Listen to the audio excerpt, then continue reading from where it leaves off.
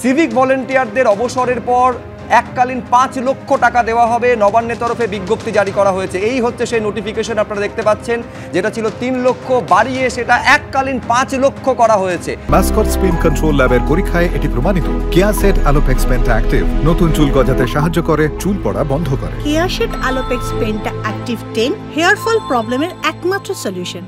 বিজ্ঞপ্তি জারি করা হয়েছে নবান্নের তরফে। শুধুমাত্র সিভিক ভলেন্টিয়ার নয়, একই সঙ্গে ভিলেজ পুলিশ যারা, তাদেরও ভাতা বাড়ছে।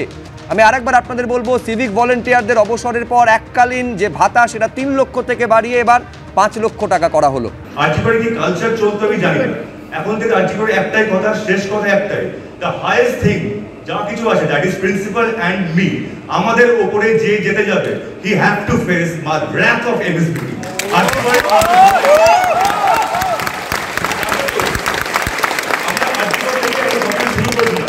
আর্জিকর থেকে আমরা আস্তে আস্তে এগিয়ে চলেছি।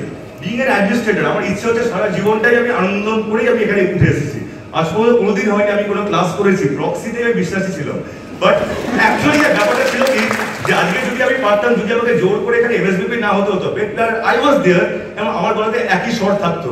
কিন্তু বিং এন ডাইসি সিচুয়েশন, আমি কারোর চাপে কখনো নত হই না। তাই আমাদের একটাই কথা থাকবে, আমাদের লাস্ট যে কথাটা ছিল, will stick to our point, we want justice, we want justice, we want justice. আমরা আজকে এমন কিছু কাজ করব না যাতে আমরা পাবলিক সিম্প্যাথি হারিয়ে ফেলি।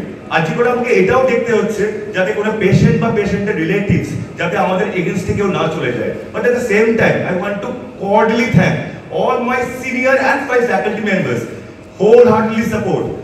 From my point, আমি আবার সবাইকে নমস্কার জানাচ্ছি, thank you, go head, and they will come and we will stop only after getting justice. This is Arjikar, this is Arjikar. Thank you. আজ বিকেলে ঠিক কিছুক্ষণ আগেই কনভেনশন শেষ হয়েছে। কনভেনশন ছিল জুনিয়র ডাক্তারদের সঙ্গে অধ্যক্ষ, উপাধ্যক্ষ, বিভাগীয় প্রধানদের, এবং সেই কনভেনশনে বিভিন্ন আন্দোলনরত চিকিৎসক যারা, তারা বক্তব্য রাখেন, বিভাগীয় প্রধানরা বক্তব্য রাখেন।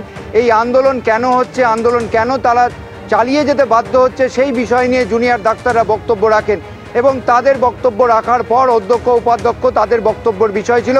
এবং আমরা যেটা ভাইরাল ভিডিওতে দেখতে পাচ্ছি, যে উপাধ্যক্ষ তিনি একদিকে যখন হাসপাতালে পরিষেবা স্বাভাবিক করার পক্ষে কথা বলছেন, এবং সেইখানে হাসপাতালে পরিষেবায় যাতে রোগীদের ক্ষতি না হয় তার জন্য সিনিয়র ডাক্তাররা কীভাবে পরিষেবা চালিয়ে যাচ্ছেন সেটার কথা বলছেন।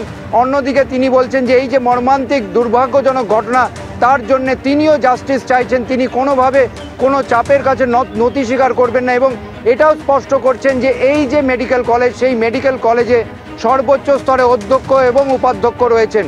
তিনি বারবার পড়ুয়াদের এবং আন্দোলনরত চিকিৎসকদের এটাই সতর্ক করে আবার বলেন যে আরজিকর যেন এমন কিছু ঘটনা না ঘটে যাতে রোগী পরিজনদের কোনো ক্ষতি হয়। দেখো সৌমেন, এই মিছিল যখন কলেজ স্কোয়ার থেকে শুরু হয়ে ধর্মতলার দিকে এগিয়ে গেছে, মিছিল যত এগিয়েছে ততই প্রতিবাদের যে গর্জন, সেই গর্জন আরো জোরালো হয়েছে। তুমি দেখো এই মুহূর্তে ইস্টবেঙ্গল, মোহনবাগান, মোহামেডান তিন যে প্রধান কলকাতার 3 বড় ক্লাবের সমর্থকদের যে প্রতিবাদের ঢেউ, সেই প্রতিবাদের ঢেউ এখন ধর্মতলার থেকে কিছুটা আগে রয়েছে মিছিল। তারা স্লোগান শাউটিং করছেন। এই যে নির্যাতিতা, অর্থাৎ যে আরজিকরের তরুণী চিকিৎসকের ধর্ষণ খুনের ঘটনা, তারই প্রতিবাদে এই পথে নামা। তুমি জানো এর আগে 18ই আগস্ট অর্থাৎ 11 দিন আগে যখন ডুরান্ড কাপের ডার্বি বাতিল হয়েছিল, সেদিন আমরা দেখেছিলাম এই প্রতিবাদ। 3 প্রধান যুযুধান 2 পক্ষ ইস্টবেঙ্গল, মোহনবাগান, তারা এক ছাতা তলে এসেছিল।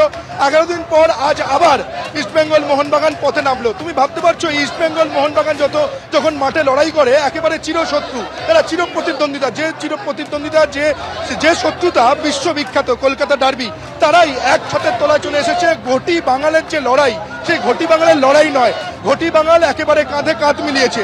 ঘটি বাঙাল পাশাপাশি তুমি দেখো ইস্টবেঙ্গলের পতাকা রয়েছে লাল হলুদ পতাকা, ঠিক তার পাশেই রয়েছে জাতীয় পতাকা, এবং তার পাশেই আমরা দেখতে পাচ্ছি রয়েছে সাদা কালো পতাকা অর্থাৎ মোহামেডানের পতাকা এবং সবুজ মেরুনের পতাকা। এখানে কোনো শত্রুতা নয়, এখানে কোনো চিরপ্রতিদ্বন্দ্বিতা নয়।